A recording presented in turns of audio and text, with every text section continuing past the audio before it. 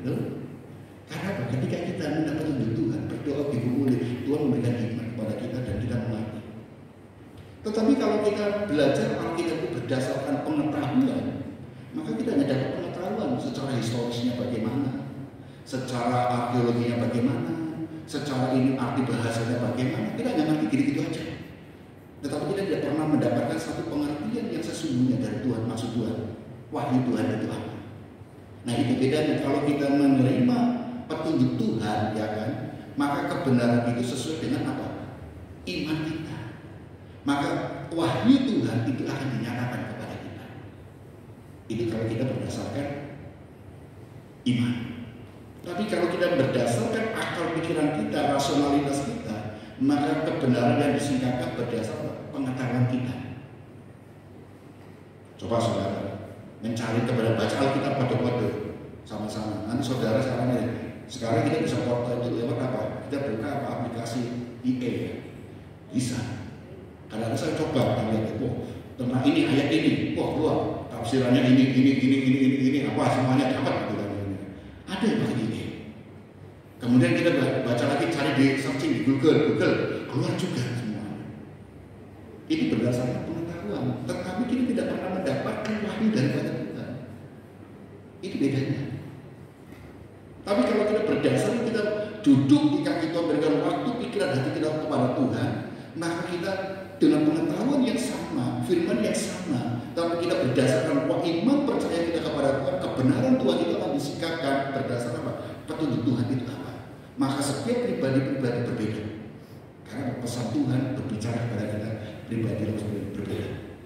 Sesuai dengan apa yang kita butuhkan, Tuhan berbicara kepada kita. Oleh karena itulah pentingnya kita ini duduk diam minta petunjuk Tuhan, wahyu Tuhan.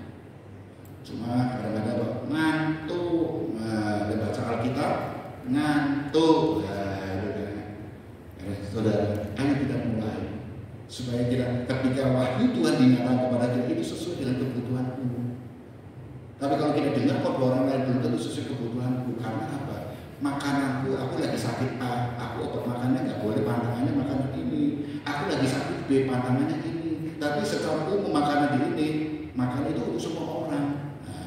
Jadi kita bisa, oleh karena itu kita perlu gereja Tuhan, tempat kita banyak doa supaya apa?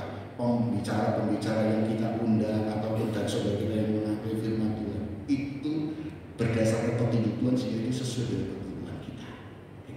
Nah saudara, yang terakhir kita lihat relevansinya apa sih? Iman seringkali kita mengutuk dulu saudara, iman. Tetapi iman yang sejati bergerak saat Tuhan berbicara.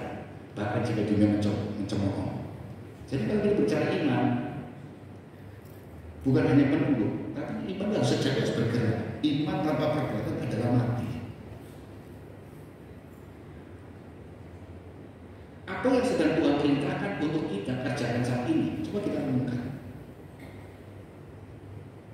Apa yang Tuhan ini perintahkan untuk kita kerjakan?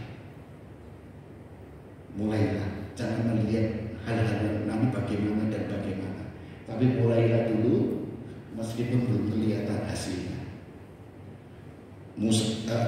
Diperintahkan membangun bahtera, dia yang dikerjakan, dia bukan ahli membuat bahtera, dia membangun di gunung, dia tidak tahu itu dicemooh dunia, tetapi dia mulai saja. Tuhan memberikan hikmat sehingga bahtera itu dapat terselesaikan tepat pada waktunya, baru ternyata terjadi demikian peristiwa. Jadi